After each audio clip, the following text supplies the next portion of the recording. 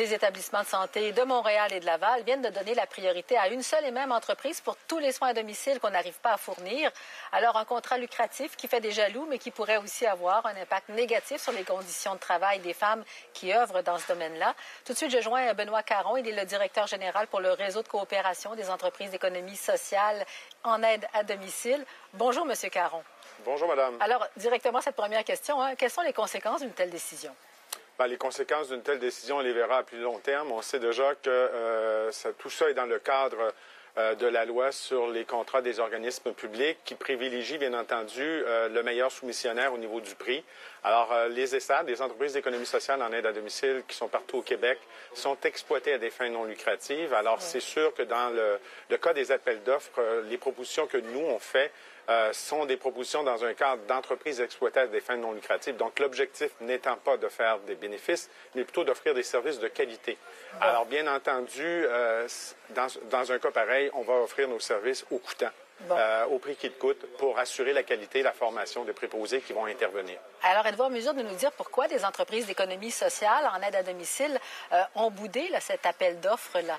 Bien, il faut dire que ce n'est pas le premier. Au cours de la dernière année, on a été à quelques occasions dans cette situation-là où on devait répondre à des appels d'offres. Au dernier appel d'offres de la région de Montréal et de Laval, les entreprises, la presque totalité des entreprises d'économie sociale, qui sont presque une dizaine sur l'île de Montréal et à Laval, ont pris la décision de ne pas déposer. Il faut savoir que répondre à un appel d'offres, c'est énormément de travail. Par contre, c'est très pertinent. Cependant, l'expérience passée nous démontrait que le tarif que nous avions était non concurrentiel par rapport à l'entreprise privée, qui n'a pas les mêmes préoccupations que nous, qui on l'affirme, n'offre pas les mêmes salaires, les mêmes conditions de travail à ces femmes. Principalement, on le sait, c'est 94 des femmes des préposés d'aide à domicile qui sont des femmes dans les entreprises d'économie sociale en aide à domicile. Alors, les conditions de travail sont différentes, sont inférieures aux nôtres. Les nôtres sont tout juste convenables. Elles ne sont pas exagérées, elles sont tout juste convenables. Et on associe à tout ça, à ces conditions de travail-là, une obligation de formation. Alors, nos préposés qui interviennent chez des personnes en perte d'autonomie, bien entendu, ont préalablement obtenu une formation appropriée, portée et décidée par le ministère de la Santé et des Services sociaux. Et pourtant, donc, cet organisme-là qui amène un coût plus important. Oui, pardon. C'est ça, oui, parce qu'effectivement, l'entreprise qui a eu le contrat a dit qu'on allait former les gens.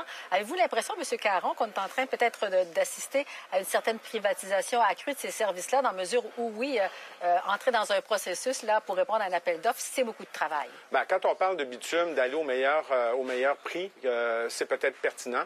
Quand on donne un bain à une personne âgée, en perte d'autonomie, avec des problèmes cognitifs, aller au meilleur prix, ce n'est peut-être pas la meilleure idée. La loi sur les contrats des organismes publics ne fait pas de distinction entre un appel d'offres pour du bitume et des bains donnés à des personnes en perte d'autonomie. Donc, je ne parlerai peut-être pas de privatisation, mais je parlerai de marchandisation. De marchandisation. Encore faut-il qu'une telle entreprise puisse recruter tout le personnel qu'on promet et offrir toutes les heures qui sont incluses dans ce contrat-là. Comment est-ce qu'on peut avoir des garanties? Bien, en fait, il est, à notre avis, impossible d'embaucher des gens pour aller donner ces services-là qui vont être formés, qui vont être disponibles, qui vont respecter les critères de qualité pour le salaire minimum. On peut se trouver des emplois avec pas mal moins d'exigences si on veut gagner le salaire minimum.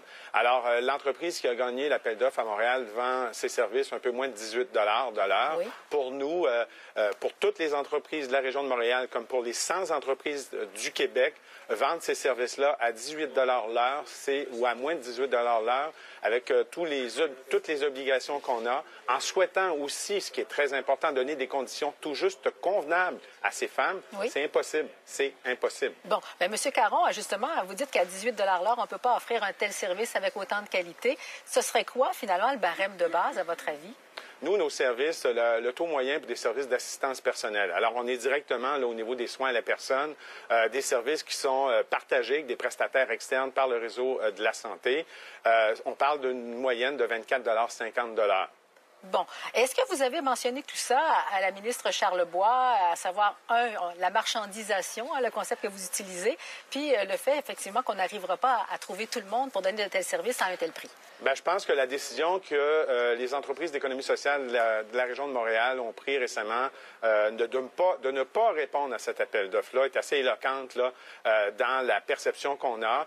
Nous avons adressé au ministre de la Santé, M. Barrette, la décision qui a été prise de ne pas répondre à l'appel d'offres. Donc, le ministre de la Santé et des Services sociaux, comme le ministère de la Santé, sait très bien qu'à notre avis, on a déjà fait des représentations, bien entendu, pour dire que la condition du meilleur tarif, comme on est déjà exploité à des fins non lucratives. Donc, je répète, l'objectif des entreprises, ce n'est pas de faire des bénéfices, mais c'est d'offrir des services de qualité. Voilà. Donc, comme c'est notre préoccupation, selon la loi sur les contrats des organismes publics, actuellement, c'est sûr qu'on n'est pas concurrentiel. Oui. Bon. Monsieur Caron, merci d'avoir été avec nous. Probablement qu'effectivement, il y aura bien d'autres réactions à aller chercher. Merci, au revoir. Plaisir, madame. Merci, au revoir.